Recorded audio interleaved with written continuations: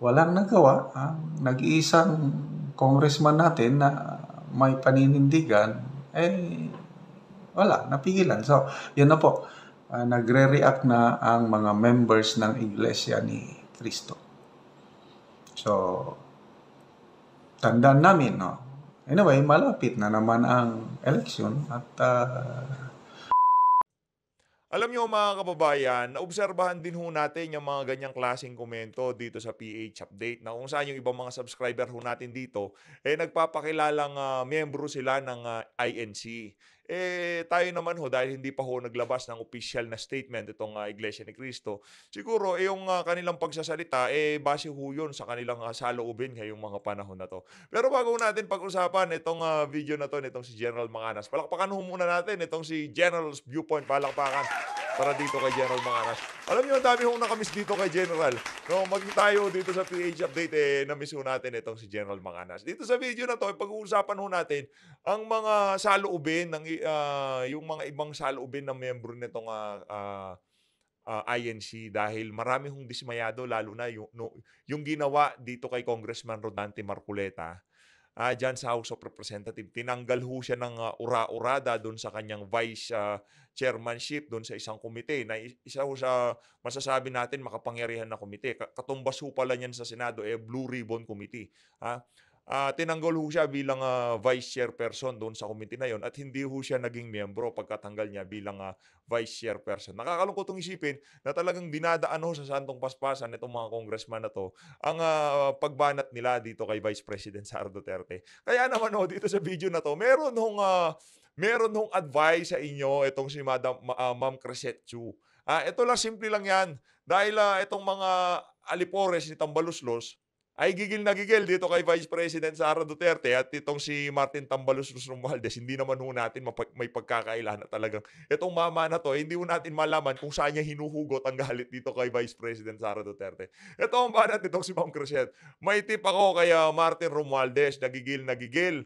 Saktan si Sara Duterte. Di kasi umuobra yung mga minions niyang congressman na masahol ang mga ugali at questionable ang mga wealth kaya walang credibility. Tumpak. Ayun ho yun. Kaya kung kahit anumang klaseng paninira ang lumabas sa mga bunganga nitong mga minions itong si Tambalusos, wala hong naniniwala dito sa mga congressman na to. Kung ako sa inyo, yarin lamang yung iba dyan, mahilig magnakaw. Ito ho mga kababayan, merong payo itong si Madam Crescent sa inyo.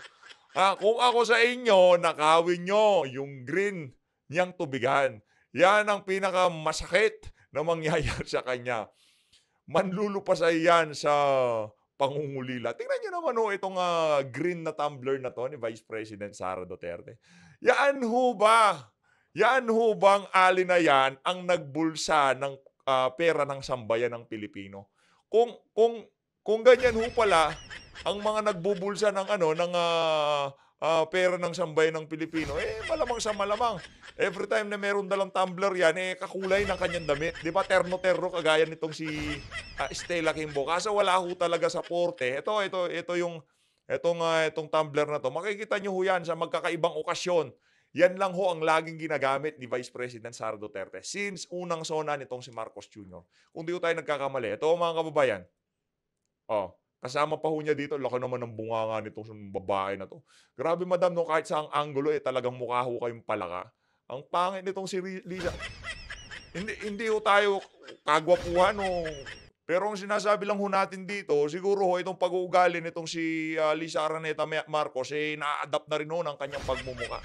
Tignan niyo ho itong si Vice President Sara Duterte sa iba't ibang mga okasyon at pagkakataon, yan ho ang gamit niyang tumbler. Yan ho bang magnanakaw? Yan tingnan niyo, kausap niya ho dito si dating Pangulong Rodrigo Duterte. Yan pa rin ho ang dalang tumbler nitong si Vice President Sara Duterte. Yan, nung dumalo ho siya doon na gusto siyang gisayin itong mga congressman, itong si Chua, di ba? Yan pa rin ho ang dala niyang tumbler. Kaya para doon sa mga bumabanat kay BP Sara, kung ako sa inyo, para magalit nyo itong ali, yarin lamang mga magnanakaw yung iba dyan sa House of Representatives. Yan ang nakawin nyo. Di ba ho? 100% magagalit yang si Vice President Sara Duterte pagka nawala yung kanyang lalagyan ng tubig na yan. Ayun na nga mga kababayan, 41 Pogos to close by end of 2024. Aba, parang naaamoy ho natin. Parang pakumpleto na yung yung pondo para sa 2025. Ano, Abalos, kumpleto na ho ba yung yung pondo para sa 2025? Eto, nagtatanong lang naman ho tayo kasi ang pagkakaintindi ho natin ng ah, total ban ng Pogo, pagkabigkas, pagkasambit nitong si Marcos Jr., nagiging batas ho yan. Kahit anumang lumabas sa bunganga ng bangag na yan, nagiging batas ho yan. Nung huli ho niyang SONA, sinabi niya, Pogo, total ban. Ano hindi nyo naiintindihan nun doon? Kailan yung huling SONA? June? June. June pa ho yun. Total ban, meron na hong total ban ng Pogo. Pero itong mga alipores, nitong si Tambaluslos at nitong si Marcos Jr., kailangan pang paabutin ng katapusan ng 2024. Para saan? Para makumpleto ang kanilang pondo sa 2025 senatorial election. Alangan naman silang gumasto sa kandidatura nila. Ano kayo, siniswerte? Yung ipamimigay nilang mga ayuda sa inyo? Pagka mga ngampanya sila, manggagaling sa bulsa nila? Naku, hindi yung mangyayari yun. Sa kakapal ng mukha ng mga senatorial slate na yan itong si Marcos Jr., napakalabo mong mangyari yan. Yung mga datihan na senador diyan sa senatorial slate nitong si Marcos Jr., huwag niyong iboto yan, ha?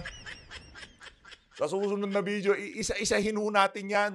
Majority dyan sa mga datihan na dyan, kagaya nitong si Tito Soto, yung si Ping Lacson, naku po, mga walang kwenta yan. Yan ang sasabihin ko sa inyo.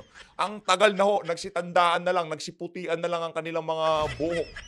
Wala hong naibigay, nakapakinabang sa sambayan ng Pilipino. Kung magagaling pala itong mga to, dekada na dyan sa Senado.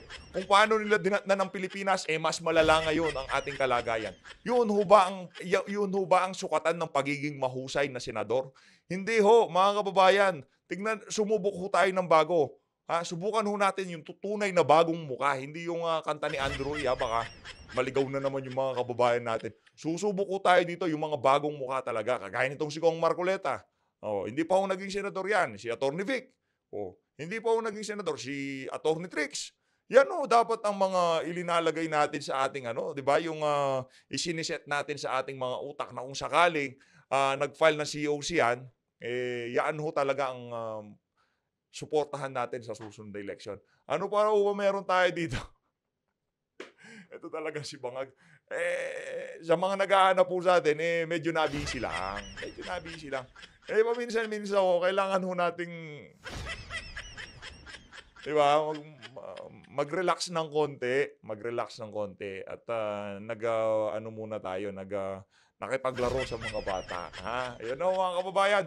Meron na naman hunganhas itong si Marcos Jr. Actually, noong September 2024 pa to Maraming pangangailangan ang bawat isang Pilipino at ginagawa namin lahat kahit papano. Loko-loko. Ang laki talaga ng tama nitong tao na to. Ginamit pa ho niyang word kahit papano. Lahat ng ahensya ng pamahalaan nasa inyo. Control dyan sa House of Representatives nasa inyo. Ang lagay pa niyan kahit papaano. Meron nung napakalaking pondo ang pamahalaan taon-taon. Tapos sasabihin mo sa amin, ginagawa namin lahat kahit papaano. Si Raul. Manto ko. Sir, nasa tamang wisyo pa ho ba kayo? Kontrolado nyo ho lahat ng ahensya ng pamahalaan. Kung maraming pangangailangan, di bigay nyo yan. Itigilan nyo ho kasi yung pagbabangag. Simple lang naman ho kasi yan. Sir, nasa tamang kaisipan pa ho ba kayo? Kasi, ang dami nang naglabas ang ebidensya na kung saan, napakahirap pong pasinungalingan. Kaya naman, simple lang naman ang hamon ng sambayan ng Pilipino dito sa bangag na to. Magpa-hair follicle test ho kayo. Yun lang ho yun. Dito sa bahagi ng video natin na ito, mga kababayan, pakinggan ho natin itong si General's Viewpoint. Pakinggan ho natin itong si General Manganas. Mamaya ho iisa-isahin ho natin ulit yung senatorial slate ng administrasyon itong si Marcos Jr. At pag-usapan ho natin, kasi final na rin naman yung kanilang lineup, pag-usapan ho natin kung ano yung mga posibleng idulot na perwisyo nitong mga congressman na to kung sakaling malukuluk ulit ho sila yung mga datihan at yung mga baguhan dyan sa Senado. Mamaya ho pag-usapan natin yung mga yan. Sa susunod na video, tapusin ho muna natin to kasi napakainit ho nitong usapin na to no? wala pa akong official statement at hindi naman ho natin alam kung talagang yung mga nagkokomento na yan, membro. Kaya mas maigi na hintayin natin yung talagang official stand ng INC. Pero magkagayon pa man, kung ano yung sinasabi ng mga kababayan natin sa comment section dito sa YouTube. Sa FB ho kasi medyo madaling mandaya dyan eh. Pagka ho kasi dito sa YouTube, pagka may nagkomento dyan, mararamdaman mo kung tao yan o bot yan o kung ano pa man yan, di ba? Marami hong nagkokomento na membro sila, hindi nila gusto yung palakad ngayon sa pamahalaan, dismayado sila dun sa ginagawa sa mga, hindi lang kay Kong Dante, sa mga politiko na nagsasalita para sa karapatan ng ating mga kababayan. Marami hong nagsasalita sa comment section. Kaya ho kayo, kung kayo ho ay membro at subscriber ko ho kayo dito sa PH Update, magkomento ho kayo sa baba para kung meron ho tayong mabasa dyan na talagang pwede ho nating ilagay sa susunod nating video, papasadahan ho natin na mabilisan yan. At sa mga magkokomento, maraming maraming salamat ho sa mga nagko-comment sa mga video natin. Ito si General Manganas, sa mga nakamiss dito kay General's Viewpoint, eto na ho siya. Gandang araw mga kaibigan. Gusto kong magbigay ng reaksyon dito sa pagpalag ng mga members ng Iglesia ni Cristo doon sa panggigipit ng Kongreso kay Congressman Dante Marcoleta kasi hindi siya pinagsalita. Tapos, Correct. according to this blog, Pinas News Insider, tinanggal pa siya sa pwesto sa committee. Pumalag ang mga members ng Iglesia ni Cristo. So ito, hindi ko i-upload ditong video nila, baka makapirate tayo. Iparinig ko lang yung blog ng Pinas News Insider tungkol sa issue na ito. After that, magbigay ako ng aking reaksyon. Kababayan, tila mukhang hindi na nga makakayanan pa ng mga pamunuan ng Iglesia ni Cristo ang umano'y mga ginagawang kabulastugan ng mga mambabatas sa Kongreso at panggigipit kay Sagip Party List Representative Rodante Marcoleta matapos nilang patahimikin, hinarang, tinanggal sa committee at pinigilang magsalita sa plenary debates ng proposed 6.3 trillion national budget para sa taong 2025. Ayon pa sa inilabas na pahayag online ng ilang mga miyembro ng Iglesia ni Cristo o INC, ay tila walang utang na loob ang Pangulo at ang kanyang administrasyon ngayon. INC po kami, hindi na kami nakapagtiis pa, kaya ngayon magsasalita na kami sa publiko. Sobra na talaga ang ginagawang panggigipit nila kay Kong Marcoleta. Hindi na talaga makatao ang ginagawa ng mga mambabatas, laro pa sa sikat ng araw na pera-pera na lang talaga lahat dyan sa Kongreso. Kung hindi ka nila kaalyado, ay babalikan ka talaga at iipitin ka para lang makuha ang gusto nila. Kaya ngayon, kaming mga taga-INC ay tatandaan namin ang lahat na ginagawa ninyong mga kapulastugan dyan sa Kongreso. Hindi Alam niyo ho, ano yan kung hindi pa ho yan ang official stand ng INC, kung yan ho ang nanggagaling sa mga miyembro at nilalabas ho nila ang kanilang saloobin sa mga nangyayari ngayon sa ating pamahalaan, kailangan ho sigurong tumugon na, kailangan ho sigurong makinig ng administrasyon at nitong mga politiko na to kung ano ang saloobin nitong religious organization. Hindi ho basta-basta ang INC. No, hindi ho basta-basta. Isa ho sa pinakamalaki sa Pilipinas at meron ho silang pagka sinabing ito ang susuportahan, bababa ho yun hanggang dun sa lahat ng miyembro. Yun ho talaga susuportahan nila. naman kayo dyan forever sa posisyon na yan. Kukupas din kayo dyan. Kaya maraming salamat, Kong Marcoleta. Ikaw lang talaga ang nag-iisang may tapang na humarap sa mga buhayang galit sa pera at kapangyarihan. Kaming mga INC Correct. ay tahimik lang at nagmamasirabi na talaga ang panggigipit nila kay Marcoleta dahil lang bang kinontra sila at di makaporma sa kanilang mga hearing dahil si Marcoleta lang ang nag-iisang congressman na may paninindigan at hindi nasisilaw sa pera. Wala na talaga to sa hulog si Tamba. Hindi pa nakontento sa pera. Pinatalsik at tinanggal pa talaga si Kong Marcoleta sa committee. Iba na talaga tong kongreso. Pag hindi kaalyado, tanggal agad. Tatandaan namin lahat ng mga INC ang ginagawa niyong panggugupit at pagnanakaw ng pera ng taong bayan dyan sa kongreso. May hangganan din ang lahat ng yan.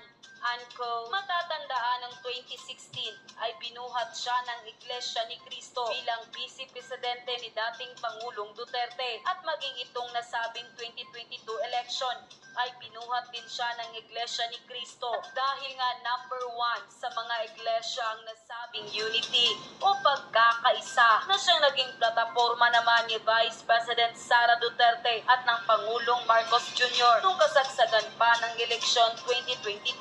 Ayon pa sa marami sa ating mga kababayan at INC member na bakit tila binabastos umano ng Marcos administration at ng ilang mga mambabatas itong si Congressman Marcoleta. Ayon pa sa mga taga-INC at marami sa ating mga kababayan ay tila hindi ito katanggap-tanggap. Kaya naman ngayon, matapos ang panggigipit at pagtanggal nila kay Kong Marcoleta ay nagkasundo na ng lubusan at nag-usap pa at sabay humarap sa plenary debate ng Kongreso sina Congressman Rodante Marcoleta at Vice President Sara Duterte dahil nga pareho. Alam niyo mga kababayan, hindi ho tayo magtataka kung yung ibang mga religious group magsusunod-sunod na ho yan. Pagka nagpatuloy ho ang ginagawang pagnanakaw, panggigipit, panluloko nitong administrasyon nitong si Marcos Jr. sa ating mga kababayan. Marami ho yan. Ha? Nauna na yung KOJC. Ngayong mga panahon na to, naglililo ho sila. Hindi ho natin alam kung anong strategy yung ginagawa nitong KOJC. Pero respetuhin ho natin yung kanilang desisyon. Pagpahingayin ho muna natin. Ilang buwan ho silang nakibaka para sa karapatan nitong si Pastor Apollo Kibuloy. Ngayon, pagdating naman ho dito kay Congressman Rodante Marcoleta, hindi ho nila pwedeng basta-basta itong si Kong Dante. Napakatindi ho ng following niyan sa social media. At dapat malaman din ho ng administrasyon na to, napamahal ho etong si Congressman Rodante Marcoleta sa sambayan ng Pilipino dahil dyan sa pagpapakita niya ng prinsipyo na yan sa lahat ng issue na nangyayari ngayon sa ating bansa. Yung tipong tikas ni dating Pangulong Rodrigo Duterte, yung tindig niya di ba? Pagkamali, mali. Pagkatama, tama yan, walang problema. Pero pagkamali, titindigan kanya ni Congressman Rodante Marcoleta. Sila ng pinaglalaban at para sa tama, di gaya di umano ng mga buayang mambabatas sa Kongreso na para lang sa pera ang pinaglalaban at ganit pa sa kapangyarihan. Kaya hindi naman mapigilan na magbigay ng kanilang hinaing at komento online ang well-known and veteran political commentator. Ayon pa sa kanilang post online, nagdrama pa talaga sila about transparency and accountability na kesyo kailangan tanungin si BP Naaalala mo ba ang panganib ng diabetes? Health conscious din ho pala tong si General Viewpoint. Parang tayo. Kunyari health conscious tayo. Pero itong si General Manganas, health conscious ho talaga yan. Talagang yung mga yung mga tsokolate niyan talagang pure tableya ho. At walang sakit na solusyon. Drama pa talaga sila about. Okay, so Game. ako talagang saludo kay Congressman Marcoleta.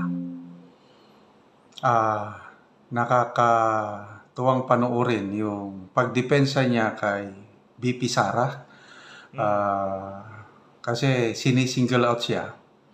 Yung halos hindi makasagot si Madam Chair, si Congresswoman Kimbo, yung time-honored tradition ng Kongreso na yung budget ng Office of the President at Office of the Vice President, ano na lang yan, ilang minutes lang yan, pasado na.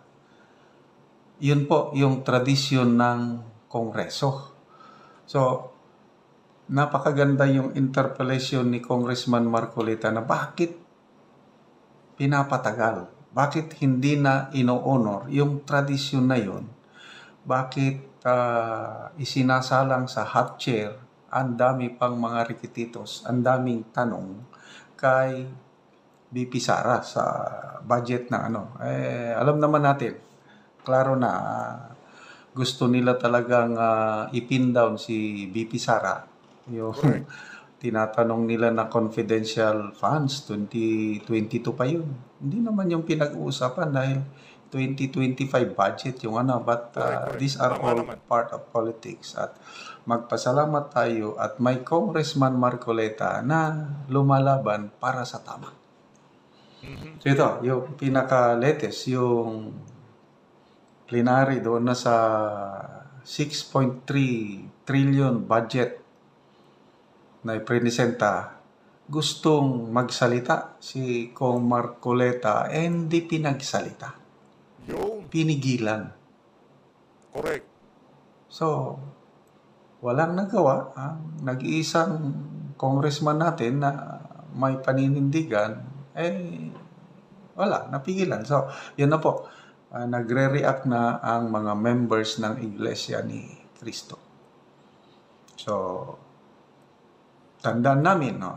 Anyway, malapit na naman ang election at tingnan natin kung ano kasi napakalaking bagay itong black voting ng Iglesia ni Cristo. Correct. Marami akong kaibigan na members ng Iglesia at sa aking pagtatanong-tanong sa kanila, ano ang endorse ng leadership ng Iglesia ni Cristo, lalo na sa national position, halos 99% sumusunod sila sa endorsement ng kanilang kasi nga yung ang sinasite nila doon yung unity ng church. Kaya mulat sa pool, alam ko kahit panahon pa ni Marcos Sr., dala-dala na ng iglesia ang mga Marcoses. 2016 vice presidential election, BBM dinala ng iglesia. Itong 2022 Panalo. dinala ulit ng iglesia. So, tingnan natin kung anong mangyayari. Nung kasagsagan pa yung issue ng charter change, nagsalita na rin ang iglesia na hindi sila pabor sa charter change. So, dahil sa resistance ng iba't ibang sectors ng society, Roman Catholic, mga Protestant, Evangelicals, ito na iglesia, and then iba't ibang sector ng society, ayun, tumahimik ang kanilang charter change. I don't know kung kailan ulit nila ibabalik, kung ibabalik sila, but again, sana meron pang may dagdag kagaya ni Congressman Marcoleta. Sana may kaibigan ako so shout out ko na lang si Chris Torres. Nag-iisa itong si Ayun na nga mga kababayan, dito na natatapusin ang ating reaction video. Maraming salamat po sa pag-support sa PH Update. Tuloy-tuloy lang po tayo sa pagsuporta dito sa mga vlogger na to, no? Kay General Macanas, diyan sa mga third floor, lahat ng mga vlogger, supportahan natin. Basta nagpapahayag ng katotohanan at mararamdaman nyo naman yun kung ano ang intensyon ng isang vlogger, no? Basta alam nyo na para sa tao yan, supportahan nyo yan mga kababayan. Mag-ingat po kayo lahat. Kung di nyo pa napanood itong video na ito, nilang mahalin natin ang Pilipinas. Okay ho ba ang ating bagong herbo ngayon? Isang like ko kung okay na okay.